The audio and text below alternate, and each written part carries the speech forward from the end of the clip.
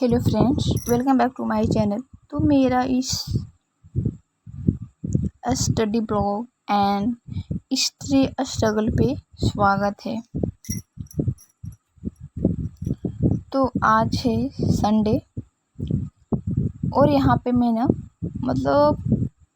नहाकर में जो होता है यहाँ पे मैं जैसे मैं श्रृंगार किया जाता है, मैं यहाँ पे गोल्ड रंग देती, साथ में बाव भी दे रहा था कि मुझे भी रंग दो। और ये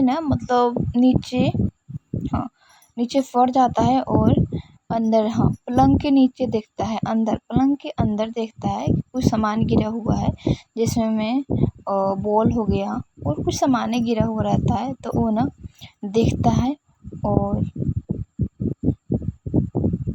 फिर लाने के लिए बोलता है। तो यहाँ पे मैं फिर इसके बाद में थोड़ी देर के बाद मैं पढ़ गई बैठने के लिए।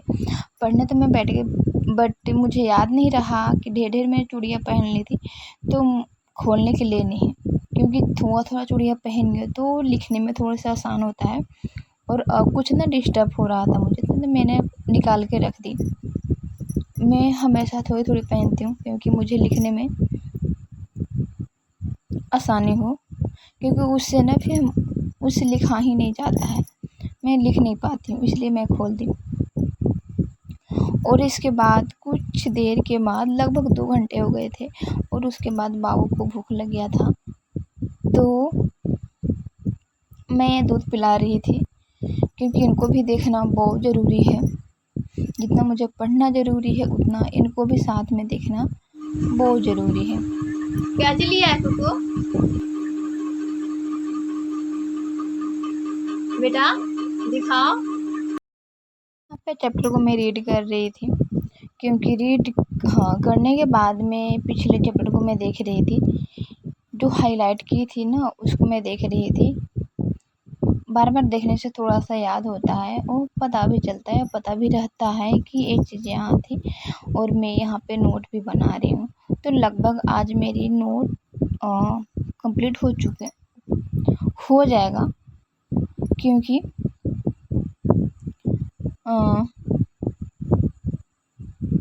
ये 2 दिन मुझे ये चैप्टर थोड़ा लॉन्ग था तो मुझे 2 दिन लगे और कंप्लीट हो गया। बट कुछ बीच में मैं थोड़ा सा डिस्टर्ब हो जाती हूँ इसके थोड़ा सा गड़बड़ हो जाता है। बट मैं तो आज कंप्लीट कर ली। कुछ भी शुरू कीजिए तो शुरू करने से पहले थोड़ी सी कठिनाइयाँ आती है, बट करते रहिए तो थोड़ा सा एकदम सुलभ हो जाता है और सब कुछ आसान लगने लगते हैं। जैसे कि मैं सोच रही थी कि जैसे मैं बिहार स्पेशल, जब मैं स्टार्ट की थी बिहार स्पेशल बुक को पढ़ने के लिए, तो मैं सोच रही थी कि मैं नोट कि रीड तो कर लूँगी, मुझे 3 टाइम्स रीड करना है और नोट्स भी बनाना है, कैसे होगा। बट मैं पढ़ भी ली, 1 टाइम्स मैं पढ़ी हूँ, 1 टाइम ऐसे तो कहिए तो मैं 2 बार रिविजन मेरा हो रहा है, बट मैं नोट बना रही हूँ पहली बार। तो 3 टाइम्स मुझे रिवाइज भी करनी है और मैं यहाँ पे नोट भी बना ली हूँ। तो कुछ भी करने से पहले बहुत ये होता है कि कैसे होगा कि कंटिन्यू कर दीजिए तो सब कुछ आसान हो जाता है। जितना भी आपको कठिन लगता है वो सब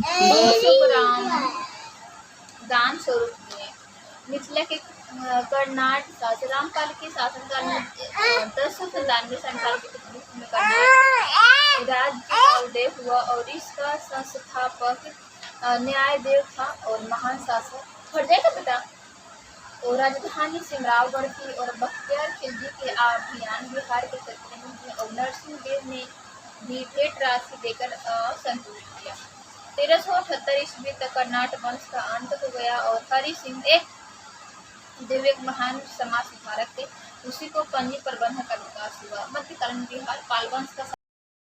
यहाँ पे मैं रिवीजन कर रही थी, क्योंकि पढ़ने से ऐसे नोट्स बनाने से कोई मुझे फ़ायदा नहीं है, इनको बार बार देखने और रिवीजन करने से होगा। तो मैं जितना भी मैं पिछले 4 चैप्टर तक मैं नोट्स बनाई हूँ, शॉर्ट नोट्स, उसको मैं यहाँ पे देख रही थी। मैं सोची कि मैं देखने के बाद ही दूसरा चैप्टर मतलब 5 चैप्टर को मैं यहाँ पे कंप्लीट करूँगी, नोट्स बनाऊँगी। तो मुझे ना रिवीजन करने में ना पूरे 2 घंटे लगे थे। बट हाँ, ये है नहीं कि मतलब साथ में मुझे बाबू को भी देखना पड़ता है, तो कोई बात नहीं, बाबू बात ही मानता है और जो भी कहिए वो करता है, तो आसानी से बैठ जाता है। तो यहाँ पे मैं शेरशाह के बारे में पढ़ रही थी और आगे में तो यहाँ पे रिवीजन मेरा समाप्त होता है और मैं आगे जो भी चैप्टर बचे हैं उनको मैं रीड करूँगी। तो आपको पता है कि मैं अभी बिहार स्पेशल पे देख रही हूँ। तो बिहार स्पेशल में मेरा चैप्टर है ऐतिहासिक विविधता है और स्थल तथा स्मारकों में यहाँ पे रीड कर रही हूँ। कौन सा स्थल कहाँ है और कौन सी स्मारक कहाँ है वो मुझे यहाँ पे पढ़ना है। तो फर्स्ट यहाँ पे मैं पढ़ सुनाती हूँ। बिहार की इतिहास बहुत पुराना है और इसकी सांस्कृतिक संपदा अत्यंत समृद्ध है।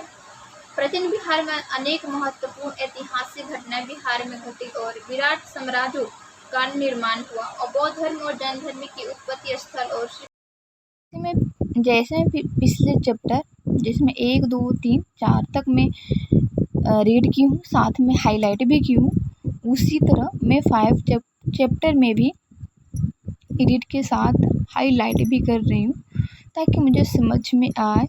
और हाईलाइट करने के बाद ही समझ में आता है कि एक क्वेश्चन इम्पोर्टेंट है।